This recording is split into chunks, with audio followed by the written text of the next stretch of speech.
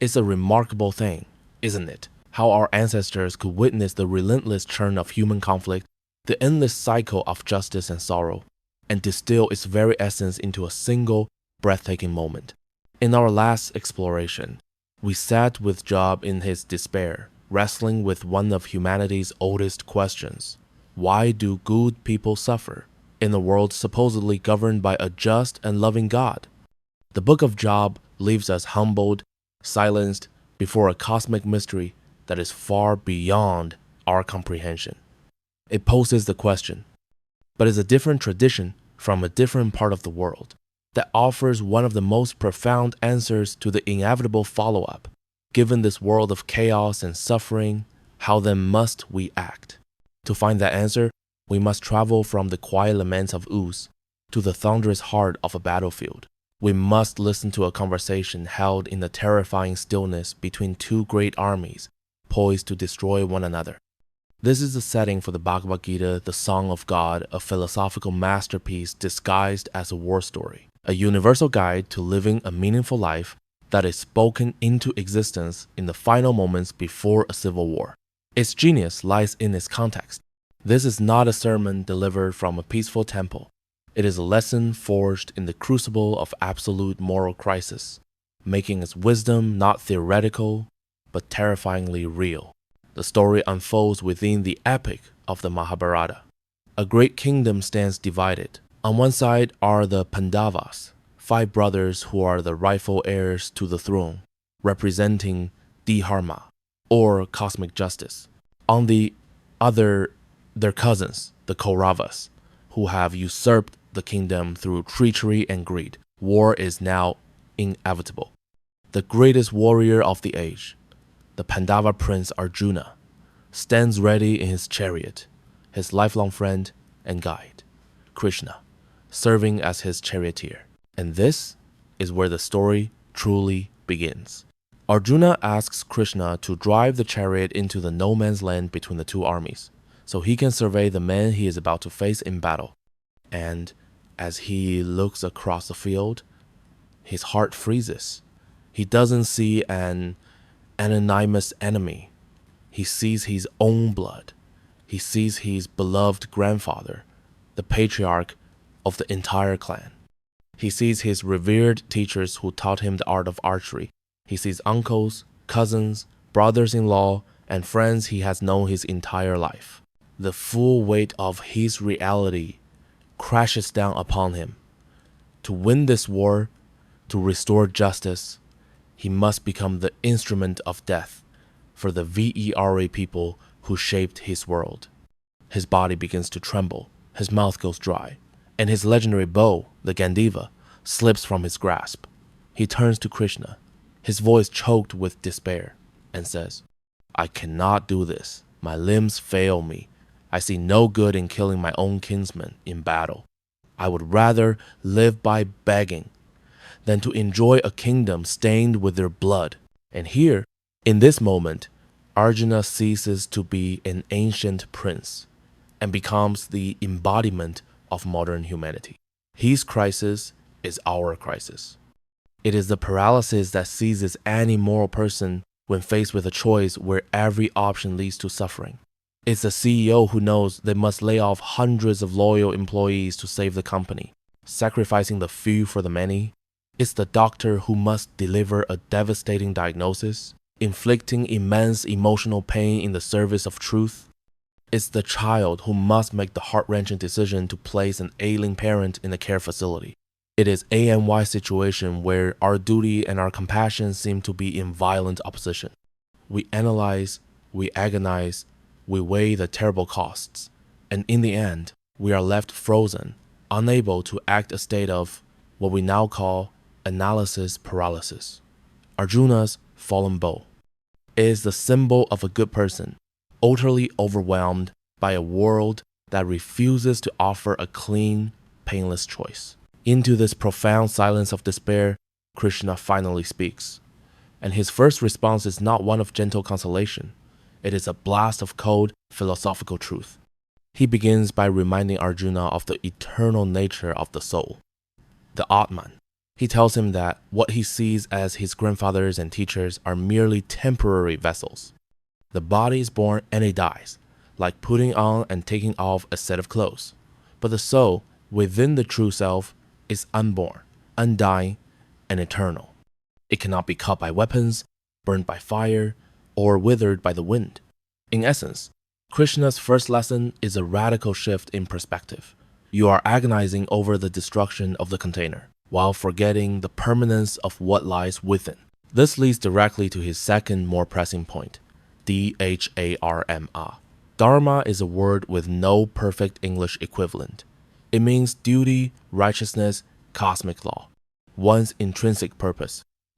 Krishna reminds Arjuna that he is of the kshatriya, the warrior class. His dharma is not to be a monk or a merchant. It is to protect justice, to fight against unrighteousness, and to uphold the order of the world.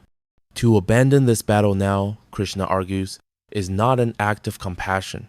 It is an act of cowardice, an abdication of his fundamental responsibility. It would be a failure that would not lead to peace, but to the triumph of tyranny and the unraveling of the very fabric of society. He forces Arjuna to see that inaction is also an action, one with its own devastating consequences.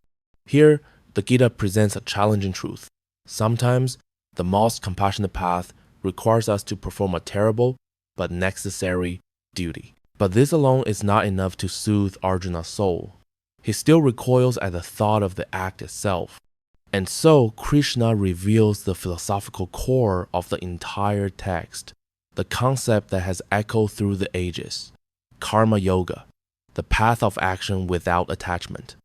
Krishna delivers the most famous lines of the Gita: you have a right to your actions, but never to your actions' fruits.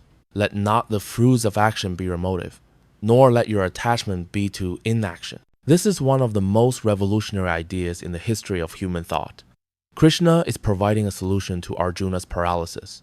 He's saying the source of your suffering is not the action of fighting itself, but your attachment to the results of that action, the desire for victory, the fear of loss, the grief over who will die, the craving for a peaceful kingdom.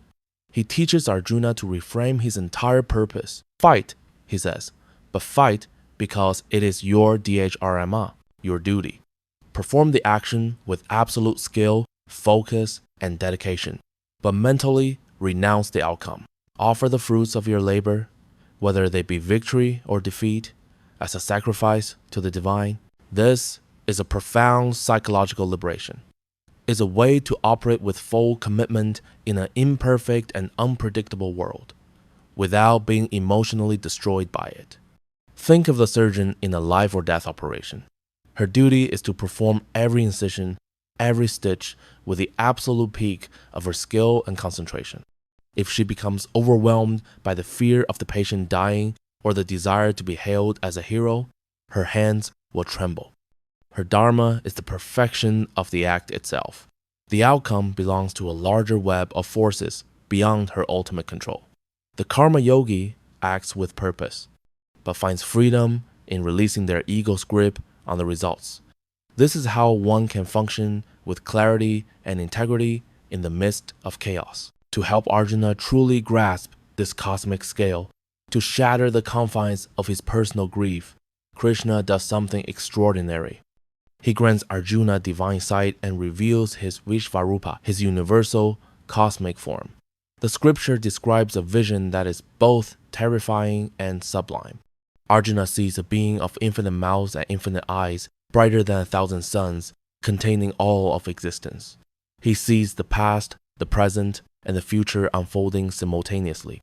And in the fiery mouths of this cosmic being, he sees all the warriors on the battlefield from both his own side and the enemies already rushing toward their inevitable demise. In that moment of overwhelming awe, Arjuna understands. He is not the ultimate decider. He is not the great author of this tragedy. He is an instrument, a participant in the divine play that is unfolding on a scale he could never have imagined. His personal choice, which felt like the entire weight of the world, is put into perspective.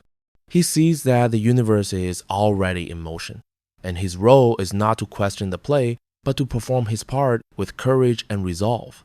The vision breaks the fever of his ego. It doesn't eliminate the need for action, but it frees him from the crushing burden of believing He is solely responsible for the outcome. After the vision subsides, Krishna returns to his familiar human form. The change in Arjuna is absolute. The doubt, the despair, the paralysis, it has all been burned away in the light of that cosmic revelation.